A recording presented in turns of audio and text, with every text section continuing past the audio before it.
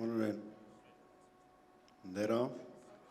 They break away. Over 7 furlongs in the opening EBF Fillies Maiden. Filling 9 runners. And together in these early stages, transcending on the inside of Queen's Fury, and between them is Giselle, tracked by Vegas Muse. As they've covered more than a furlong, and it's Queen's Fury on the inside, transcending, followed by Vegas Muse, and then Giselle. Goldino runs the rail, followed by Bedtime Story. The grey is Indigo Dream, a couple of lengths in front of, in the checks, Churchill Gale. Bringing up the rear is Myconian Odyssey. It's Queen's Fury pressing ahead by a length and a half to transcending, another length and a half back to in third place Vegas Muse as they hit the halfway stage, followed by Giselle, the short odds favourite in fourth, followed by stable companion Bedtime Story. Next is Goldino, and then Indigo Dream with the final couple. 3 to run, Churchill Gale and Myconian Odyssey. Little changes as they rise for the approach to the straight. The leader is Queen's Fury and David Egan by 3 parts of a length to transcending, who's almost back on terms for Colin Keane. 2 up, and in third place Vegas Muse and Shane Foley.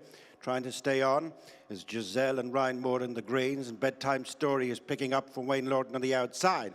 Racing to the final furlong is Queen's Fury from Transcending. Bedtime Story on the outside of Giselle as these 4 tighten up inside the final half furlong, and Bedtime Story down the outside has come to claim them all.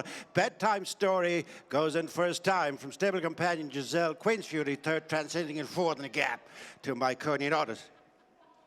Welcome back to Leopardstown. Wayne Lordan is with us. He's taken the opening Juvenile Fillies Maiden on an exciting prospect in Bedtime Story. Wayne, just give us your thoughts on that performance first time out. Were you expecting a big run? Yeah, she's a lovely filly. She's been working nice. Look, first day at the races, you're just unsure, but I jumped and I travelled nice and got a nice clear run around, and when I met the rising ground, she came home well. Had she been pleasing you in her homework coming out today? Yeah, we always thought she was a nice filly, so she backed up what we thought, so it was nice. You actually rode the half-sister in this race last year, Contempt. Would there be any similarities between the two? Yeah, very, very similar. She's probably, she covers more ground, this filly, but there's, they still have the quality of their ability. That was a lovely start. Would you say it'll work out to be a decent race too? I think so. Ryan's is quite a nice filly as well. Probably didn't get the clearest run as I got a smooth trip around, but I think it rode a nice maiden, so hopefully they'll step forward plenty from it. That's obviously a nice trip for openers, but in time, where do you see her stretching out to? Definitely, I think a mile is a perfect option for her. So look, I suppose it's going to be next year before you find out any more, but I think a mile is going to be no problem to her either. Watch live racing now on racingtv.com.